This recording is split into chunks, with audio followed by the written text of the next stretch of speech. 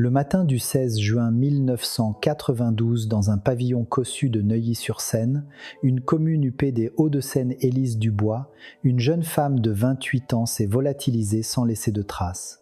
Lorsque son mari s'est réveillé, la place à côté de lui était vide.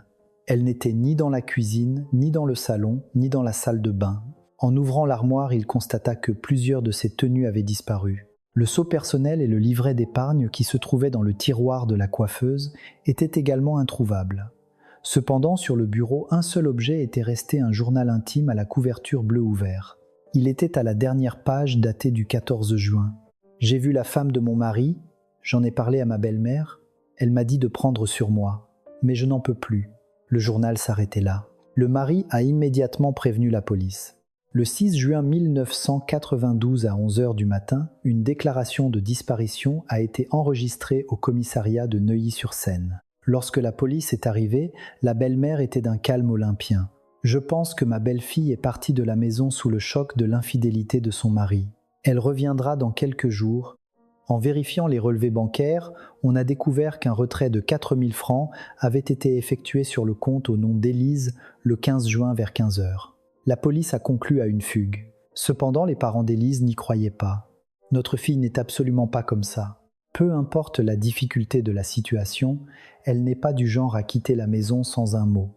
Et si elle était partie, elle serait venue chez nous. » Le père d'Élise se rendait tous les jours au commissariat. Sa mère a parcouru la France entière à la recherche de sa fille, mais Élise ne réapparaissait pas. Au contraire, d'étranges rumeurs ont commencé à circuler du côté de la belle famille. Il paraît que la belle-fille avait un autre homme. N'aurait-elle pas pris l'infidélité de son mari comme prétexte pour s'enfuir avec son amant ? Les parents d'Élise étaient furieux. Pourquoi cherchez-vous à salir ainsi la mémoire de notre fille ? Mais la rumeur s'était déjà répandue dans tout le quartier. 1 an a passé, 2 ans ont passé, 5 ans puis 10 ans se sont écoulés. Élise n'était toujours pas réapparue. Son mari s'est remarié 6 ans plus tard. Après avoir obtenu une déclaration d'absence, Élise était légalement considérée comme décédée. La belle-mère vivait toujours dans la même maison. Seuls les parents d'Élise dressaient la table à chaque anniversaire de leur fille, croyant qu'elle reviendrait un jour. 14 années ont passé. Au printemps 2006, le commissariat de Neuilly-sur-Seine a reçu un appel téléphonique. C'était la voix tremblante d'une femme de 68 ans. « Allô, vous vous souvenez de l'affaire de la disparition d'Élise Dubois, il y a 14 ans ? À l'époque, je travaillais comme aide ménagère dans cette maison. L'inspecteur en charge a demandé « Que voulez-vous dire ?» Le sous-sol. Vérifiez le mur du sous-sol. L'inspecteur a ressorti le dossier de l'affaire datant de 14 ans, un classeur couvert d'une épaisse couche de poussière. Pourquoi faites-vous cette déclaration maintenant ? J'ai un cancer du poumon en phase terminale. J'ai senti que je devais le dire avant de mourir. Le tribunal a délivré un mandat de perquisition. Le 15 mai 2006, la police et la brigade scientifique se sont dirigés vers le sous-sol de la maison. La belle-mère Martine Lefebvre était imperturbable. « Faites comme bon vous semble, vous ne trouverez rien en démolissant ce mur. » La brigade scientifique a examiné le mur de la chaufferie. Il était recouvert d'une épaisse couche de plâtre. On commence par ici. Environ 1 heure plus tard, un mur de ciment est apparu sous le plâtre. Ils ont commencé à percer le ciment avec une perceuse électrique. À 14 heures, un trou a été percé dans le mur. Ils ont éclairé l'intérieur avec une lampe de poche. Un espace étroit était visible derrière le trou. Et là, dans l'obscurité, il y avait quelque chose. Un membre de la police scientifique a retenu son souffle. Il y a quelque chose. Ils ont élargi le trou. Et ce qui est apparu. Pendant 14 ans, Élise Dubois n'avait jamais quitté cette maison. Elle était dans ce mur froid. La belle-mère Martine Lefebvre s'est effondrée sur place. Ce jour-là, elle a été placée en garde à vue. Que s'était-il réellement passé cette nuit-là, 14 ans plus tôt ? Pourquoi cette jeune femme, brillante, diplômée de la Sorbonne et promise à un bel avenir, a-t-elle été retrouvée dans un mur ? Et pourquoi la belle-mère a-t-elle gardé le silence pendant 14 ans ? Le journal intime contenait un indice. Elle m'a dit de prendre sur moi, mais je n'en peux plus. Que signifiait cette simple phrase ? Le délai de prescription devait expirer en juin 2007. Le temps était compté. La justice pourrait-elle être rendue avant de commencer le récit d'aujourd'hui un petit instant ? Si vous vous abonnez et que vous mettez un j'aime, cela nous aide énormément à continuer de vous raconter ces histoires. Et s'il vous plaît, laissez un commentaire pour nous dire depuis quelle région vous nous écoutez. Je saluerai chaleureusement chacun d'entre vous. Le 6 juin 1992, dans l'après-midi, une réunion d'urgence s'est tenue à la brigade criminelle du commissariat de Neuilly. L'inspecteur en charge Bernard Moreau était un vétéran de 45 ans. Une jeune femme de 28 ans qui disparaît sans un mot. Ce n'est pas une simple fugue. Mais le problème était l'absence d'indices. Les relevés d'empreintes digitales ne montraient que celles des membres de la famille. Il n'y avait aucune trace d'effraction ou de lutte. L'inspecteur Moreau a convoqué à nouveau le mari pour l'interroger. Marc Lefebvre, 31 ans, était cadre dans une grande entreprise. Ne s'est-il rien passé la nuit précédant la disparition de votre femme ? Non, rien. Nous avons dîné chacun à vaquer à ses occupations, puis nous sommes allés nous coucher. Vous avez dit que votre femme était au courant de votre liaison. Marc se mordit brièvement la lèvre. Oui, je pense que c'est le cas. Et malgré cela, vous n'avez pas eu de conversation avec elle. Je ne savais pas comment aborder le sujet. C'était ensuite au tour de la belle-mère. Martine Lefebvre, 55 ans, était une femme à l'allure distinguée. Que s'est-il passé la nuit de la disparition de votre belle-fille ? Martine a répondu calmement. Rien de différent de d'habitude. Nous avons dîné, chacune a fait ce qu'elle avait à faire, puis nous sommes allés dormir. Dans quel état d'esprit était votre belle-fille ces derniers temps ? Elle était très malheureuse, à cause de l'infidélité de mon fils. Il y a quelques jours, elle est venue me voir en pleurant. Que lui avez-vous dit à ce moment-là ?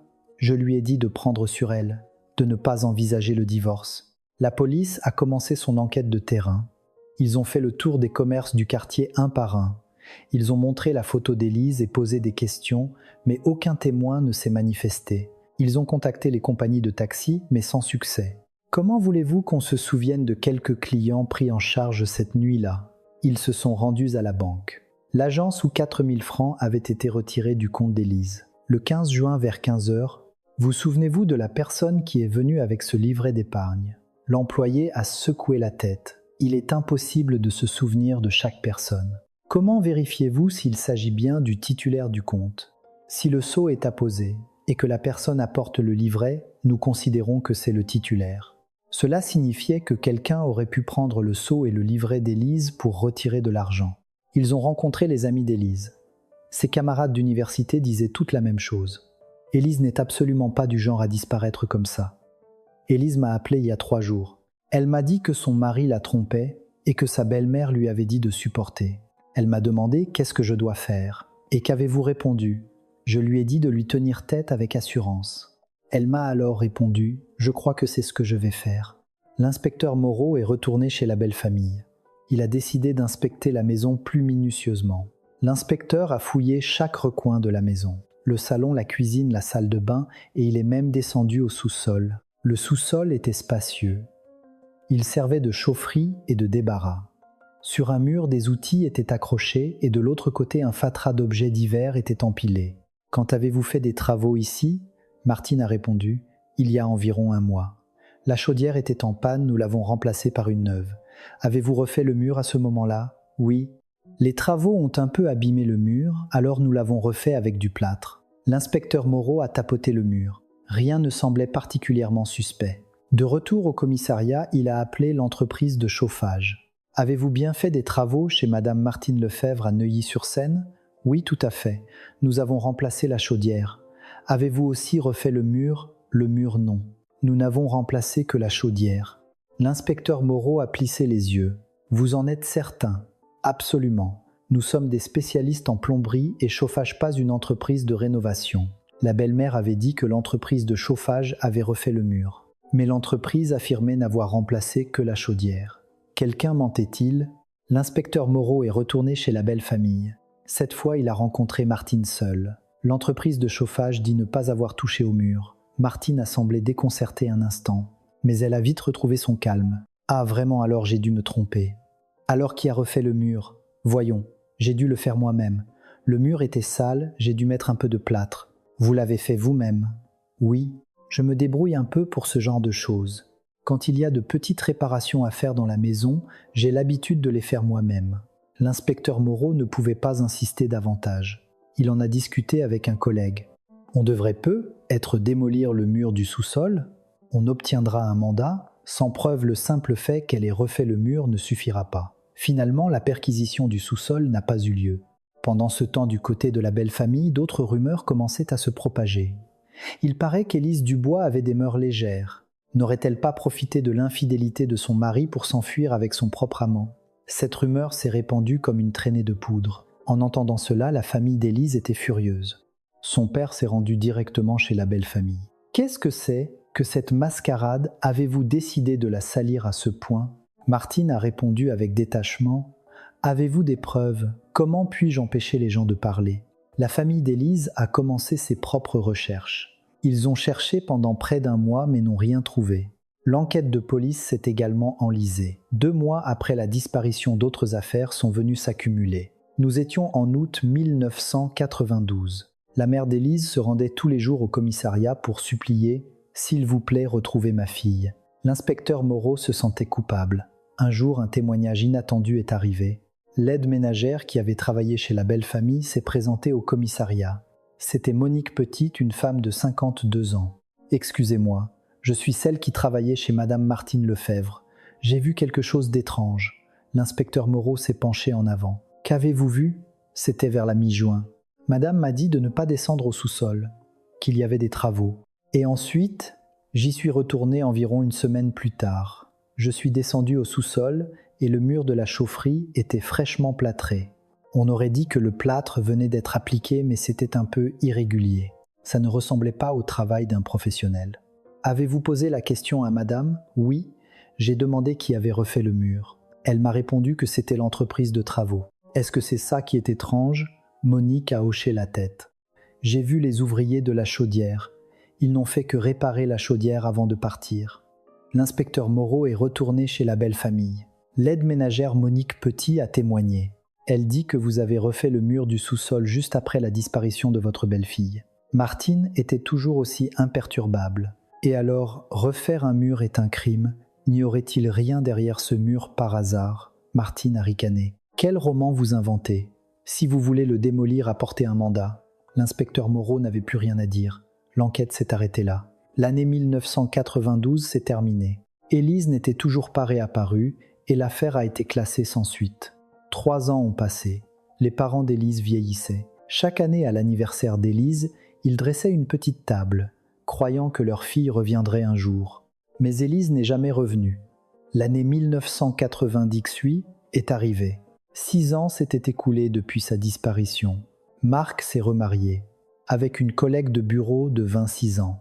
Il s'est remarié après avoir obtenu une déclaration d'absence. En apprenant la nouvelle, les parents d'Élise étaient furieux. Comment peut-il se remarier alors qu'on ne sait même pas si notre fille est vivante ou morte? Mais légalement, il n'y avait aucun moyen de l'en empêcher.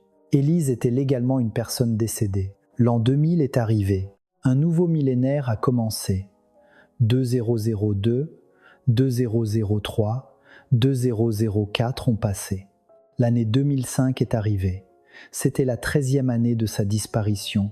Les parents d'Élise avaient maintenant 70 ans, mais ils se souvenaient de leur fille avec une clarté parfaite. Pendant ce temps, la belle famille vivait toujours dans la même maison. Martine avait maintenant 68 ans. Le sous-sol de cette maison était resté inchangé. Le mur refait 13 ans plus tôt était également intact.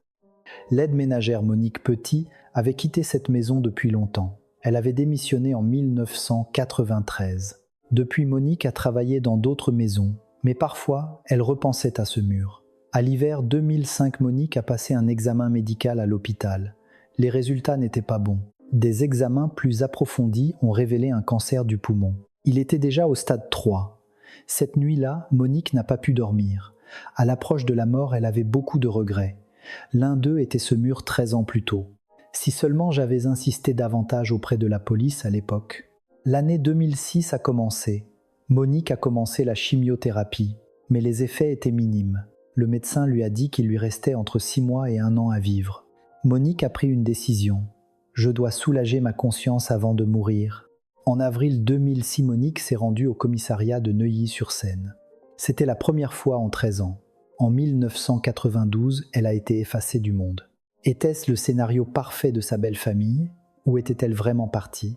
Mais 14 ans plus tard, une seule personne a décidé de rompre le silence. Une femme incapable de supporter le poids de sa conscience frappe à la porte du commissariat. Que se cache-t-il derrière ce mur? La suite dans notre prochain épisode. Le 24 avril 2006 à 10h du matin, la porte de l'accueil du commissariat de Neuilly s'est ouverte. Monique Petit, 68 ans, a poussé la porte d'une main tremblante. « Excusez-moi, c'est bien la brigade criminelle. Que puis-je pour vous ? Je viens faire un signalement concernant une affaire d'il y a 14 ans. L'affaire de la disparition d'Élise Dubois en 1992. Quelques instants plus tard, l'inspecteur Julien Lambert est descendu. Il avait 38 ans.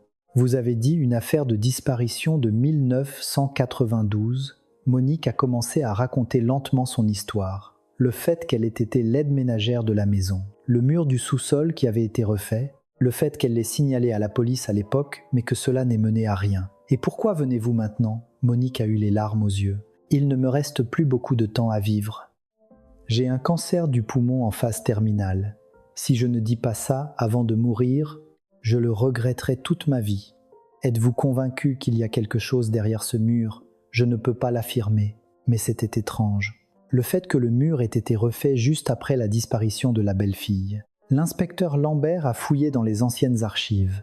Le dossier de l'affaire de la disparition d'Élise Dubois de 1992 est ressorti. En l'ouvrant, il a trouvé les rapports d'enquête détaillés de l'époque. La déposition de Monique Petit y figurait ainsi que les soupçons concernant le mur du sous-sol. Mais la conclusion était un manque de preuves. L'inspecteur Lambert a fait son rapport à son supérieur. C'est une affaire de disparition d'il y a 14 ans, mais je pense qu'il y a matière à rouvrir l'enquête. Il reste combien de temps avant la prescription ? Le délai de prescription pour meurtre est de 15 ans. Il expira en juin 2007, donc il reste 1 an et 2 mois. Alors il faut se dépêcher. Allez d'abord sur place pour vérifier. Le lendemain, l'inspecteur Lambert s'est rendu chez la belle famille. Il a sonné. Quelques instants plus tard, Martine Lefebvre, 68 ans, a ouvert la porte. « Qui êtes-vous » Inspecteur Julien Lambert du commissariat de Neuilly. « Je viens pour quelques vérifications concernant la disparition de votre belle-fille en 1992. » Le visage de Martine s'est durci. Pourquoi remuer une affaire vieille de 14 ans maintenant ? Nous avons reçu un nouveau témoignage. Martine a ouvert la porte à contre-cœur. J'ai entendu dire que vous aviez refait le mur du sous-sol juste après la disparition de votre belle-fille en juin 1992. Et alors, pourquoi avez-vous refait le mur à ce moment-là ? Parce qu'il était sale. Les travaux de la chaudière l'avaient un peu sali. L'entreprise de chauffage a dit ne pas avoir touché au mur. C'est pour ça que je l'ai refait moi-même. Puis-je jeter un œil au sous-sol ? Avez-vous un mandat ? Pas encore, mais... Alors non, vous ne pouvez pas entrer sans mandat. L'inspecteur Lambert a demandé un mandat de perquisition au tribunal, mais le juge était réticent. C'est une affaire d'il y a 14 ans et la seule preuve est le témoignage d'une aide ménagère. Mais les circonstances sont suffisamment suspectes. Apportez-moi des preuves plus concrètes. L'inspecteur Lambert a décidé de chercher une autre piste. Il a d'abord retrouvé l'entreprise de chauffage de l'époque. Avez-vous encore les registres des travaux chez Madame Martine Lefebvre en 1992 ? Le patron de l'entreprise a fouillé dans de vieux registres. Voilà, 23 mai 1992, remplacement de la chaudière. Avez-vous aussi fait des travaux sur le mur ? Non, nous n'avons remplacé que la chaudière. Vous en êtes certain ? Absolument. Je me souviens même de l'ouvrier qui a fait le travail.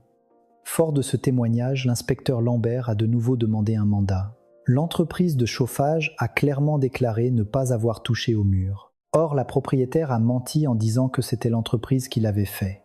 Le juge a réfléchi puis a délivré le mandat. Perquisition limitée au seul mur du sous-sol. Le 15 mai 2006, la perquisition a commencé. L'inspecteur Lambert et 5 membres de la police scientifique se sont rendus chez la belle famille. Martine, même en voyant le mandat, est restée imperturbable. Faites comme bon vous semble. Vous ne trouverez rien en démolissant ce mur. La brigade scientifique est descendue au sous-sol. Ils ont examiné le mur de la chaufferie. Le mur était recouvert d'une épaisse couche de plâtre. On commence par ici. La brigade a commencé à retirer délicatement le plâtre. Que se cachait-il derrière ce mur ? L'opération pour enlever le plâtre a pris du temps. Le plâtre durci depuis 14 ans était solide. Environ 1 heure plus tard, un mur de ciment est apparu sous le plâtre. Mais c'était étrange. Le ciment semblait aussi avoir été appliqué assez récemment. Depuis combien de temps cette maison est-elle construite ? Plus de 20 ans. Elle a été construite en 1980. Mais ce ciment ne semble pas avoir 20 ans. Martine n'a pas répondu. La brigade a également commencé à retirer le ciment avec précaution. Ils ont utilisé une perceuse électrique pour avancer lentement. Vers 14 heures, un trou a été percé dans le mur de ciment. À ce moment, une odeur étrange s'est échappée. Il y a quelque chose. Un agent de la police scientifique a allumé sa lampe de poche. Un espace étroit était visible derrière le trou. Ils ont élargi le trou. Là, dans l'obscurité, il y avait quelque chose. Une forme humaine.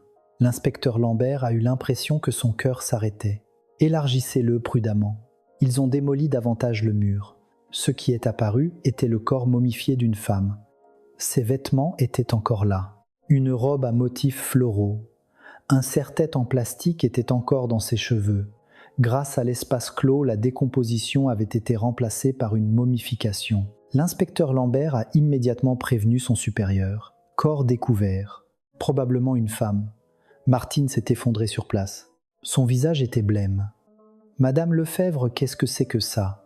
Martine n'a pas pu répondre. « Veuillez nous suivre. » Martine a été placée en garde à vue ce jour-là. Le corps a été transporté à l'Institut médico-légal. Ils ont d'abord examiné les vêtements. La robe à fleurs était d'un style populaire au début des années 1990. Puis l'analyse ADN la plus importante a été effectuée. Les parents d'Élise ont été contactés. La mère d'Élise a fondu en larmes au téléphone. « Avez-vous retrouvé ma fille ?» « Ce n'est pas encore certain. Nous vous informerons après la comparaison ADN. » Les résultats sont tombés 3 jours plus tard. Taux de correspondance de 99,97%. C'était bien Élise. Ses parents se sont précipités au commissariat.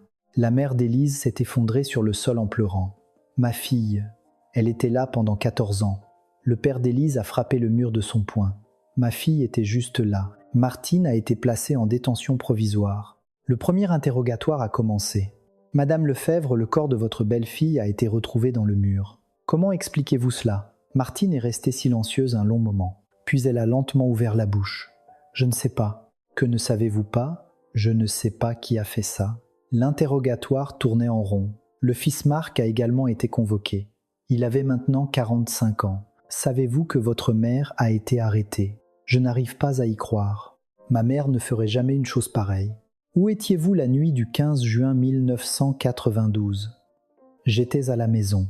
Je travaillais dans mon bureau et je me suis couché tard. Quand avez-vous su que votre femme avait disparu ? Le lendemain matin ? N'avez-vous pas entendu de bruit étrange pendant la nuit ? Je n'ai rien entendu. L'inspecteur Lambert a observé l'expression de Marc. Il semblait sincèrement ne rien savoir. La police scientifique a procédé à l'autopsie du corps. Les résultats de l'autopsie ont révélé la cause de la mort. Une hémorragie cérébrale due à un coup porté avec un objet contondant à l'arrière du crâne. Il y a une fracture nette à l'occiput. Elle a reçu un choc violent. Une chute est-elle possible ? D'après l'angle, ce n'est pas une chute. C'est la trace d'un coup porté de haut en bas. C'est donc un meurtre. Oui, la thèse de l'homicide est très probable. Avec ces résultats, l'inspecteur Lambert a de nouveau interrogé Martine. « Votre belle-fille est morte d'un coup à l'arrière de la tête. L'avez-vous frappée ?» Martine a secoué la tête. « Non. » Alors qui l'a frappée ? Je ne sais pas. L'inspecteur Lambert a décidé de chercher d'autres preuves. Il a décidé de réexaminer la scène de crime. Il est retourné au sous-sol. Il a examiné de près l'endroit où le mur avait été démoli. Il a examiné le sol. Il a pulvérisé du luminol. Une lueur bleue est apparue. Du sang. Elle a bien été tuée ici. La brigade a fouillé les environs plus attentivement. Dans la boîte à outils, ils ont trouvé un vieux marteau. Une réaction au luminol est apparue sur le manche. C'est probablement l'arme du crime. Le marteau a été saisi comme pièce à conviction. Avec ces preuves, l'inspecteur Lambert a de nouveau mis la pression sur Martine. Du sang a été retrouvé sur le sol du sous-sol. Votre belle-fille a été tuée au sous-sol. Le visage de Martine s'est légèrement durci. Du sang a également réagi sur le marteau. C'est l'arme du crime. Martine a fermé les yeux. Il est temps de dire la vérité. Martine est restée silencieuse un long moment. Puis elle a lentement ouvert la bouche. Ma belle-fille est tombée dans le sous-sol. Tombée ? Oui. Elle a manqué une marche dans l'escalier et elle est tombée. Ne mentez pas. L'autopsie montre clairement une trace de coup. Martine a secoué la tête. Je ne l'ai pas frappée.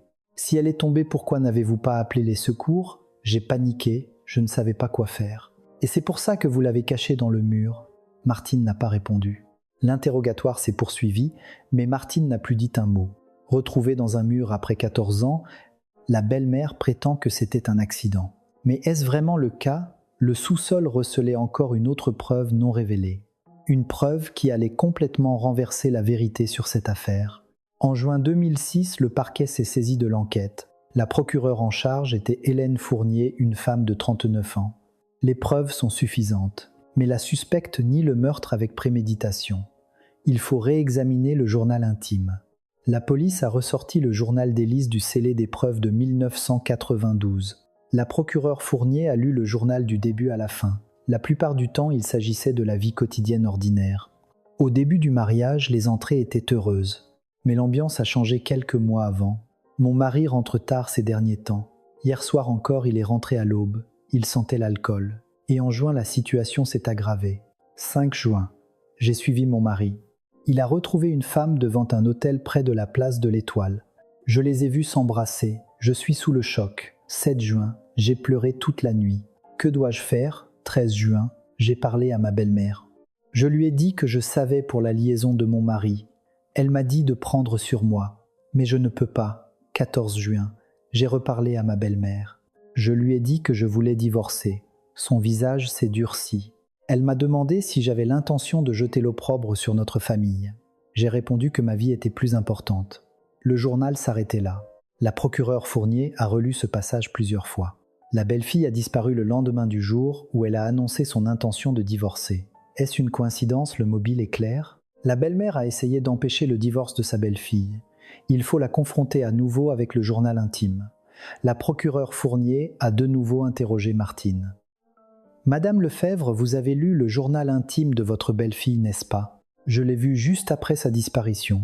À la date du 14 juin, il est écrit qu'elle voulait divorcer. Martine n'a pas répondu. Vous étiez en colère parce que votre belle-fille voulait divorcer.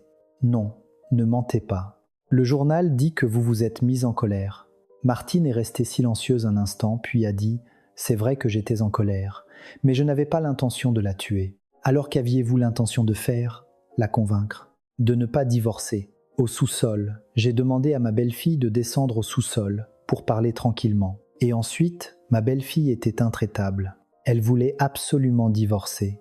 Alors vous l'avez frappée? Martine a secoué la tête. Je ne l'ai pas frappée. Quelques jours plus tard, des résultats d'analyse supplémentaires sont arrivés de la police scientifique. L'analyse ADN des traces de sang trouvées sur le marteau correspondait à celui d'Élise. Maintenant c'est certain, ce marteau est l'arme du crime. Avec cette preuve, la procureure Fournier a de nouveau mis la pression sur Martine. Le sang de votre belle-fille a été retrouvé sur le marteau. C'est bien avec ça que vous l'avez frappé, n'est-ce pas? Le visage de Martine est devenu livide. Vous ne pouvez plus nier. Martine est restée silencieuse un long moment, puis elle a lentement ouvert la bouche.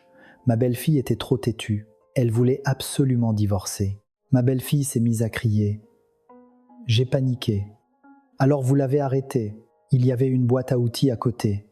J'ai pris le marteau, pour lui faire peur. Et vous l'avez frappée. Martine a dit les larmes aux yeux. Je ne sais pas comment. Ma main est partie toute seule. Ma belle-fille s'est effondrée. J'étais tellement choqué, je l'ai secouée. Mais elle ne répondait pas. Avez-vous vérifié si elle était morte? Oui, elle ne respirait plus. Alors vous l'avez cachée. Si j'appelais la police, c'était la fin pour moi et la fin pour mon fils. Il y avait un espace derrière le mur. J'y ai mis ma belle-fille et j'ai coulé du ciment. J'ai fait ça toute seule, toute la nuit. Qui a retiré l'argent de son compte? C'est moi, pour faire croire qu'elle s'était enfuie. Avez-vous aussi fait en sorte que ses vêtements disparaissent?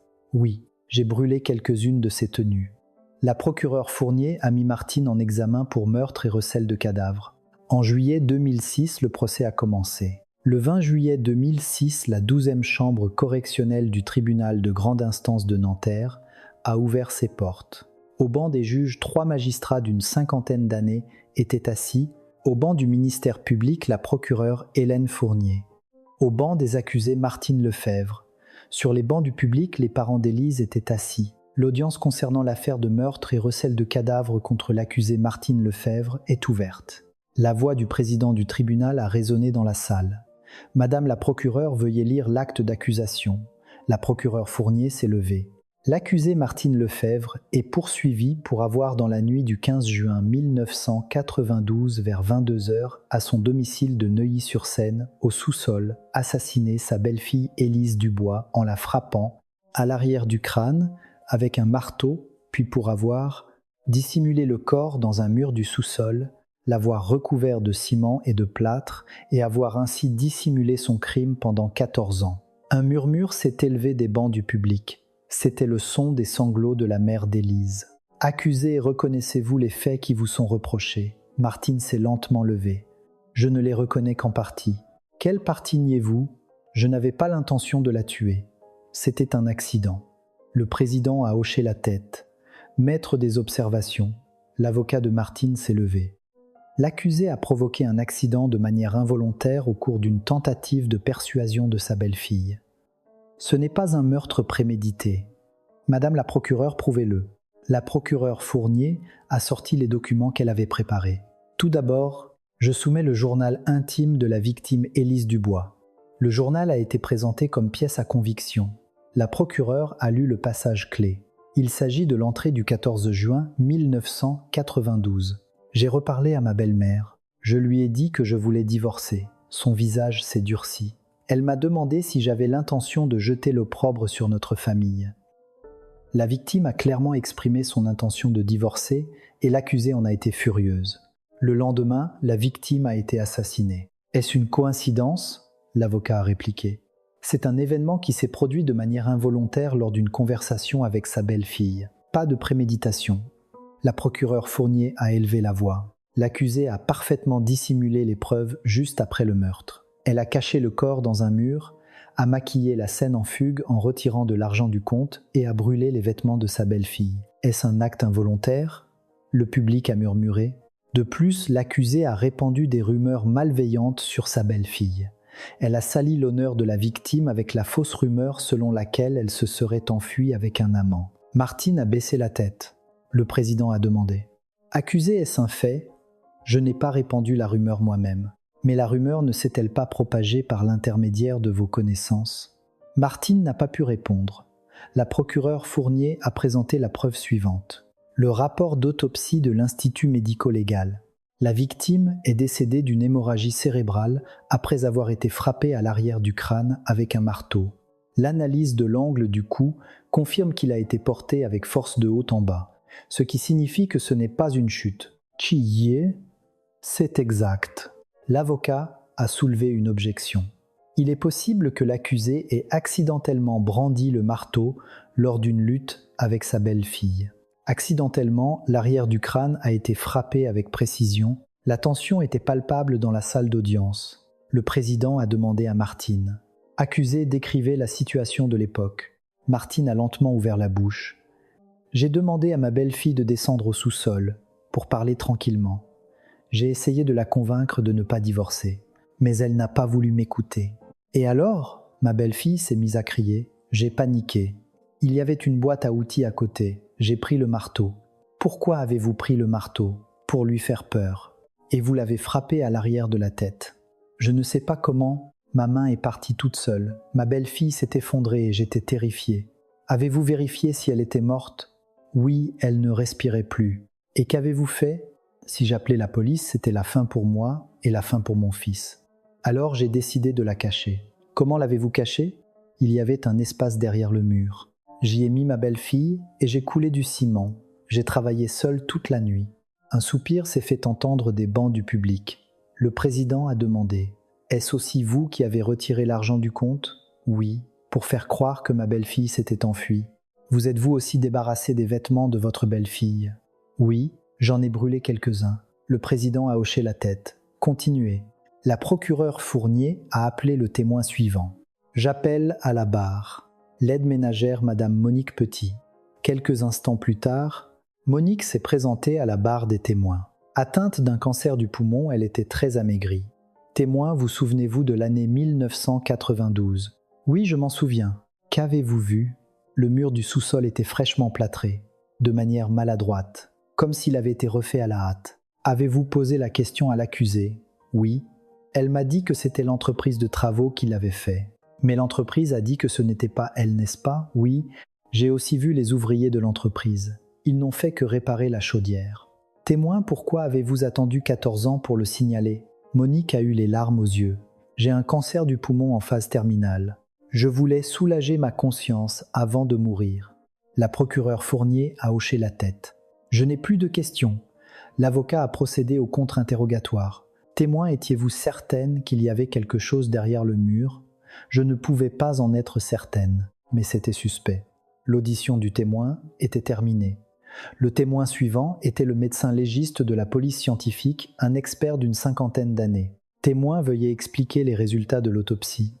La victime présentait une fracture de 5 cm de long sur 3 cm de large à l'occiput. C'est une blessure causée par un coup porté avec un objet contondant. La possibilité d'une chute, elle est exclue.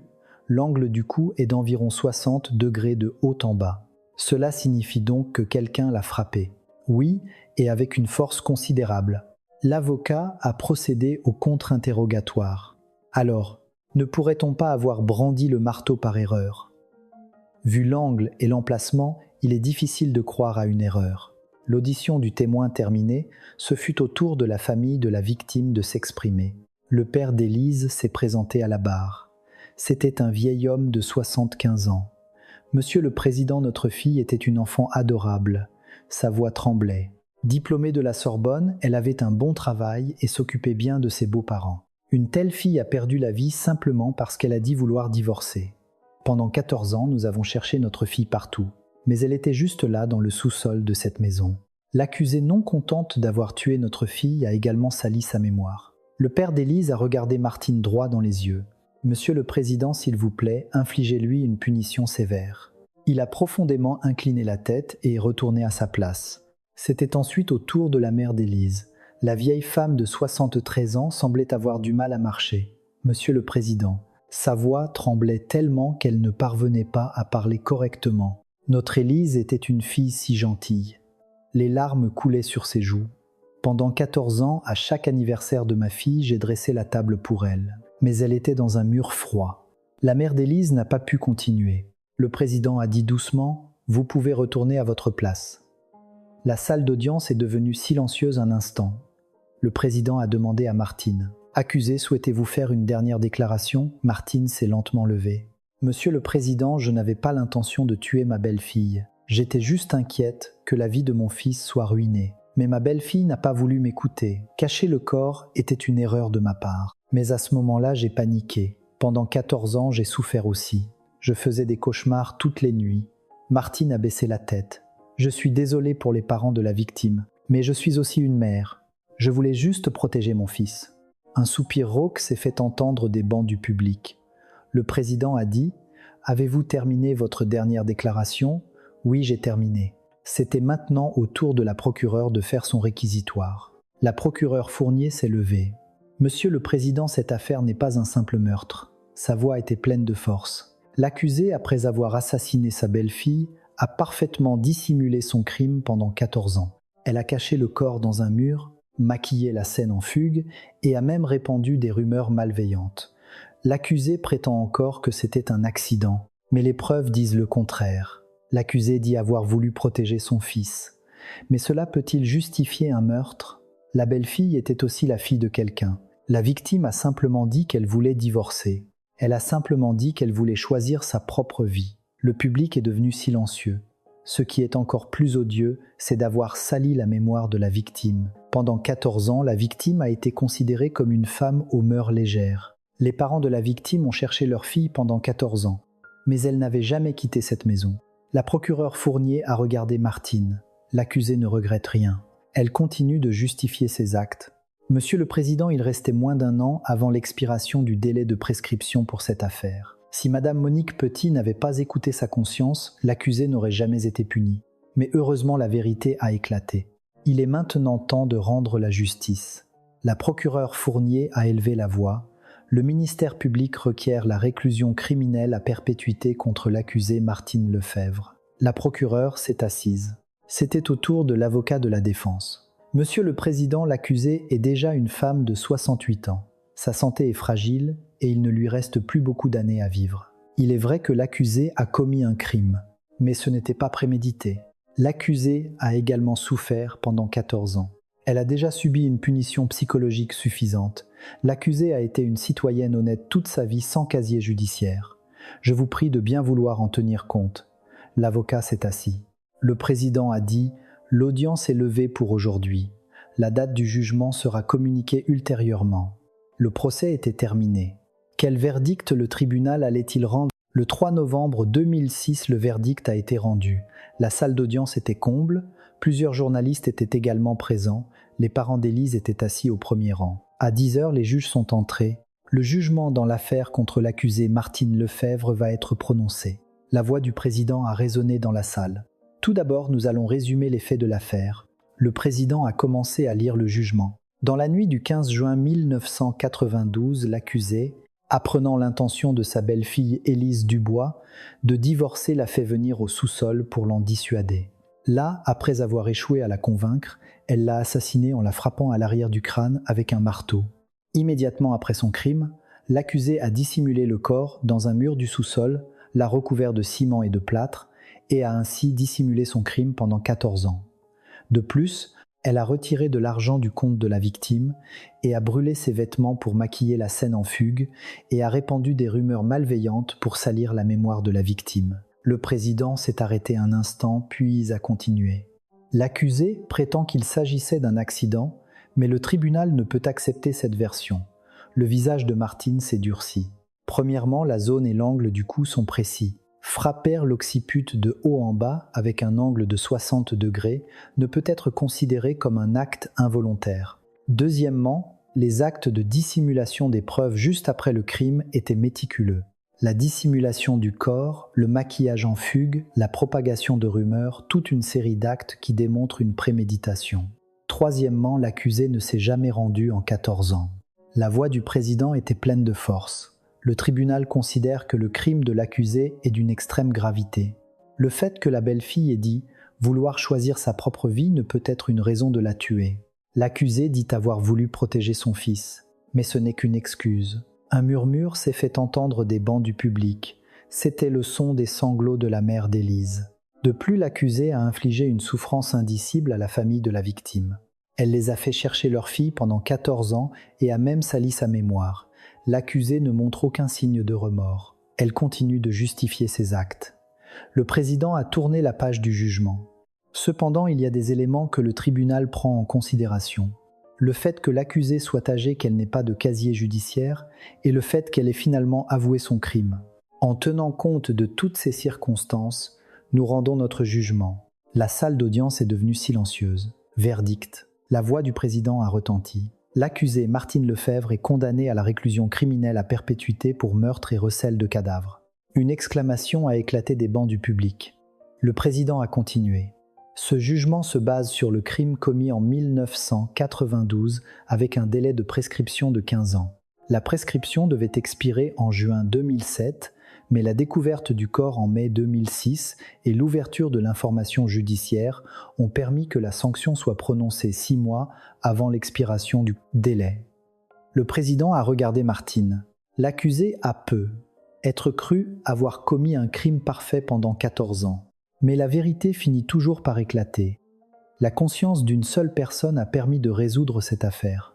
Nous espérons que ce jugement apportera un peu de réconfort aux familles et servira d'avertissement pour que de tels crimes ne se reproduisent pas. L'audience est levée.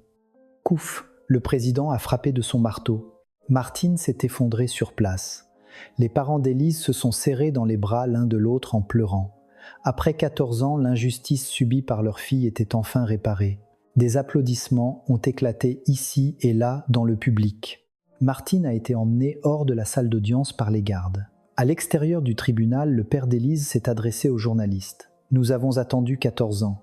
Nous avons cru que notre fille reviendrait, que la vérité éclaterait. Le jugement d'aujourd'hui a un peu soulagé l'injustice subie par notre fille.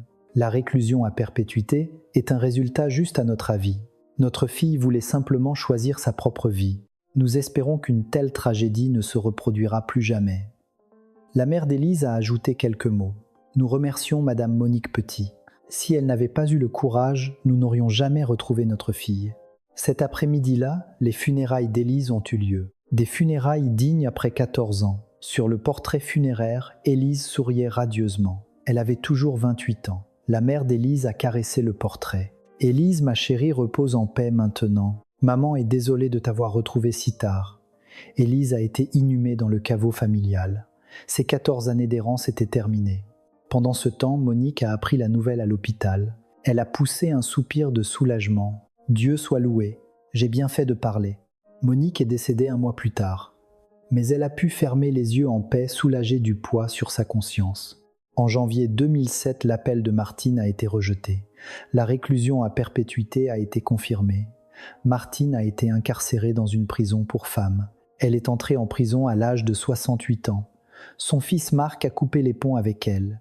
Pour protéger sa nouvelle famille, Martine s'est retrouvée seule. Elle a tué sa belle-fille pour protéger son fils, mais a finalement perdu son fils aussi. Quelques années plus tard, Martine est décédée de maladie en prison.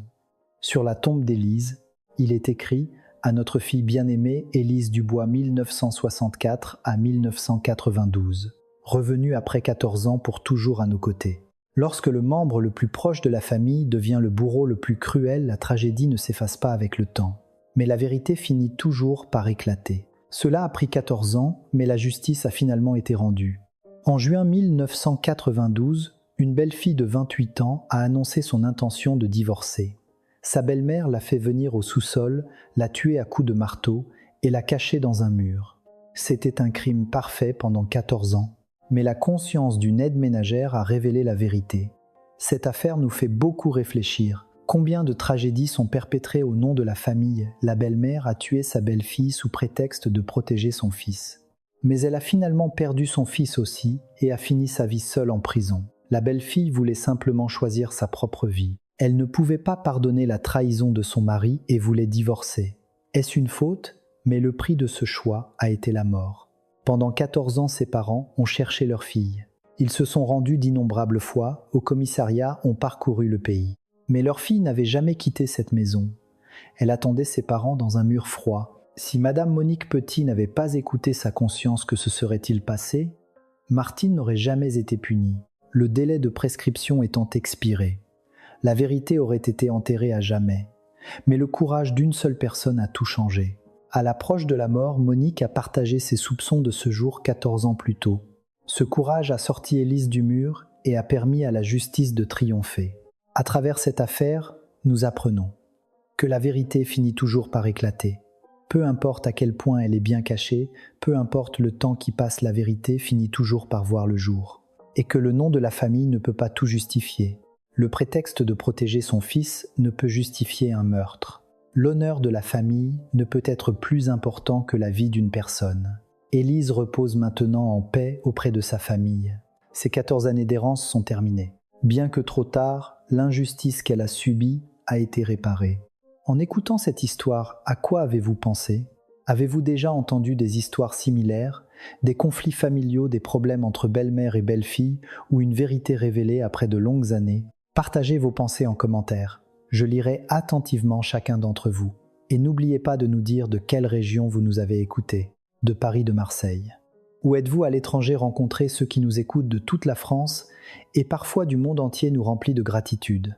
Merci sincèrement d'avoir écouté cette longue histoire jusqu'au bout. Votre abonnement et vos j'aime sont une grande force pour continuer à raconter ces histoires. Si vous n'êtes pas encore abonné, cliquez sur le bouton d'abonnement maintenant. Et si vous activez les notifications, vous serez les premiers à découvrir nos nouvelles histoires dès leur publication. L'attention de chacun d'entre vous est une force qui permet de révéler au monde des vérités enfouies. Quelle histoire vous raconterons-nous la prochaine fois? Des affaires oubliées, des vérités non révélées, nous continuerons à vous raconter ces histoires où l'on cherche la justice. Alors à la prochaine histoire. Prenez soin de vous et passez une bonne journée. Merci.